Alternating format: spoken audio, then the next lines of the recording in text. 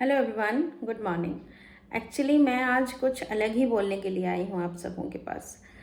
बोलना ये है कि मतलब कुछ ऐसे मेरे फ्रेंड्स हैं, कॉलीग्स हैं और भी कुछ जूनियर्स हैं जो मुझसे ये पूछ रहे हैं कि मैम, सुप्रीम कोर्ट का फैसला आने के बाद अब क्या होगा आगे? क्या सीटेट पेपर 1 हम बीएड होल्डर्स दे पाएंगे, बीएड डिग्री होल्डर्स? तो मेरा ये कहना है कि चूंकि सुप्रीम कोर्ट हमारे इंडिया की सुप्रीमो है भाई, पावर सबसे ज़्यादा, और पावर अगर किसी के पास है, अगर किसी की सुननी पड़ेगी ही, तो ऐसा वाला पावर सिर्फ और सिर्फ सुप्रीम कोर्ट के पास होता है। तो अब आप लोगों को पता है कि सुप्रीम कोर्ट वो बॉडी है जो जिसका डिसीजन हमारे यहाँ के प्रेसिडेंट, प्राइम मिनिस्टर सबको मानना पड़ता है। तो अब जब ऐसा फैसला आ गया है बीटीसी वालों के हक में, तो हम कुछ नहीं कर सकते। और ये बात सच है कि मतलब ट्रेनिंग का थोड़ा सा अंतर रहता है बीएड और बीटीसी या डीएलएड वालों के साथ, ये बात सच है। एनटीटी में भी डीएलएड और एनटीटी का टीचर्स ट्रेनिंग में थोड़ा सा और डिफरेंस हो जाता है, क्योंकि हम सब ये पढ़े हुए हैं साइकोलॉजी में कि बच्चा जैसे जैसे बड़ा होगा उसका जो कॉग्निटिव थिंकिंग रहेगा, उसका जो सोशल थिंकिंग रहेगा वो चेंज होगा। तो जाहिर सी बात है, एक छोटा सा बच्चा जो काम करेगा 6 या 8 में पढ़ने वाला बच्चा वो काम नहीं करेगा। तो टीचर्स को भी उसी तरीके से तैयार किया जाता है। और अभी आ जाते हैं कि क्या होगा बीएड वालों का। तो बीएड वालों का जो भी होगा बहुत अच्छा होगा, क्योंकि भगवान जो भी करते हैं हमेशा अच्छे के लिए करते हैं।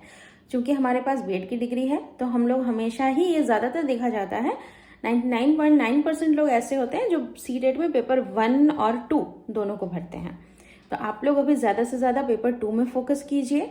और मैं ये नहीं बोलूँगी कि पेपर 1 को आप लोग छोड़ दीजिए, लेकिन प्रिपरेशन पेपर 2 का बहुत ज़ोरदार रखिए, क्योंकि अगर पेपर 1 नहीं होता है तो पेपर 2 में हमें अच्छे से उसको परफॉर्म करना है, ताकि हमारा मार्क्स अच्छा रहे, हम क्रैक कर लें पेपर 2 अच्छे तरीके से। और दूसरी बात है कि अगर हम पेपर 1 दे पाएंगे तो सीटेट की तरफ से वेबसाइट में ये सारा कुछ बता दिया जाएगा। हालांकि अभी तक सीबीएसई की तरफ से कोई भी नोटिफिकेशन नहीं आया है, लेकिन जो भी नोटिफिकेशन होगा वो आ जाएगा। होपफुली 18 से एडमिट कार्ड्स आने स्टार्ट हो जाएंगे, तो हमें सारा कुछ पता चल जाएगा। यहाँ तक कि एनसीटी के साथ मीटिंग भी हो चुकी है। अब आगे क्या होगा, क्योंकि बीएड होल्डर्स का ये मानना था कि एनसीटी शायद उनके हक में फेवर ले लेगी, लेकिन ऐसा नहीं है। उनके फेवर में कोई भी फैसला नहीं आया है। एनसीटी का भी यही मानना है कि बीएड होल्डर्स प्राइमरी टीचर के लिए एलिजिबल नहीं है। तो अब जब एनसीटी ने भी ये चीज़ मान लिया है, तो हमें पेपर 2 पर ज़्यादा फोकस करना पड़ेगा। एक भी मिनट ये सोचकर या एक भी सेकंड ये सोचकर बर्बाद ना करें कि हमारा तो पेपर 1 हाथ से चला गया, क्या होगा, पेपर 1 ईजी होता है, प्राइमरी लेवल में टीचर बनना ईजी होता है। लेकिन ऐसा नहीं है।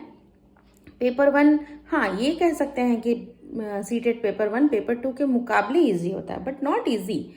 हमेशा हर चीज़ इजी नहीं होती है, पेपर 2 के मुकाबले इजी होती है।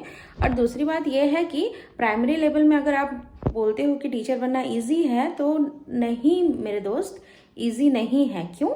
क्योंकि प्राइमरी लेवल में बहुत ज़्यादा कंपटीशन रहता है। ज़्यादातर कैंडिडेट्स ये समझते हैं कि प्राइमरी लेवल में इजी है तो चलो प्राइमरी के लिए ही भरते हैं। तो इससे क्या होता है कि प्राइमरी में रश बढ़ जाता है, कंपटीशन ज़्यादा रहता है। लेकिन हम लोग जैसे जैसे ऊपर जाएंगे तो कंपटीशन कम हो जाएगा। तो ये तो हमारे लिए अच्छी बात है ना। तो आप लोग आराम से प्रिपरेशन कीजिए पेपर 2 का। और पेपर 1 का अब इतने 11th को पता चला है लोगों का, तो प्रिपरेशन ऑलरेडी कंप्लीट ही है। तो आप लोग पेपर 2 पे पूरा फोकस कीजिए, पेपर 1 को छोड़िए मत। लेकिन अगर आ जाता है ऐसा कुछ नोटिस कि हाँ हम लोग एलिजिबल, मतलब जो बीएड वाले लोग हैं वो एलिजिबल हैं, तो वो जाएंगे एग्जाम देने। और अगर एलिजिबल नहीं है तो भी दुखी नहीं होना है, पेपर 2 को अच्छे से परफॉर्म करके आना है। और सुप्रीम कोर्ट का फैसला है, मेरे हिसाब से धीरे धीरे करके ही सही, पर पूरे कंट्री में लागू हो जाएगा। बिहार बीपीएससी का एग्जाम होने वाला है, उसमें प्राइमरी लेवल में बीएड वालों को एलिजिबल रखा गया है, अभी तक तो यही खबर है। लेकिन उन्होंने एक क्लॉज ये भी डाला है कि बीएड वाले लोग एग्जाम तो देंगे, बट उनके जॉब की कोई श्योरिटी नहीं है। कि उनको जॉब मिलेगा या नहीं, क्योंकि आगे क्या फैसला होगा इसके बारे में कोई नहीं जानता। अभी लोग बहुत ही ज़्यादा कंफ्यूज्ड हैं कि क्या, मतलब ऐसा लग रहा है कि जैसे सपने में है, हमारा एक हाथ हमसे दूर हो गया है इस तरीके से, लेकिन ऐसा नहीं है। आप लोग पॉजिटिव सोचिए और पॉसिबिलिटीज़ ये रखिए कि चाहे जो हो जाए हमें हारना नहीं है, हमें अपने दिमाग को शांत रखना है, एग्ज़ाम अच्छे से देना है और एक दिन लाइफ में वो हासिल करना है जिस चीज़ को हासिल करने के लिए हम लोग इतनी मेहनत कर रहे हैं। तो ना डरें, ना थकें, ना हारें, अपना मेहनत, अपना बेस्ट एफर्ट डालते रहिए।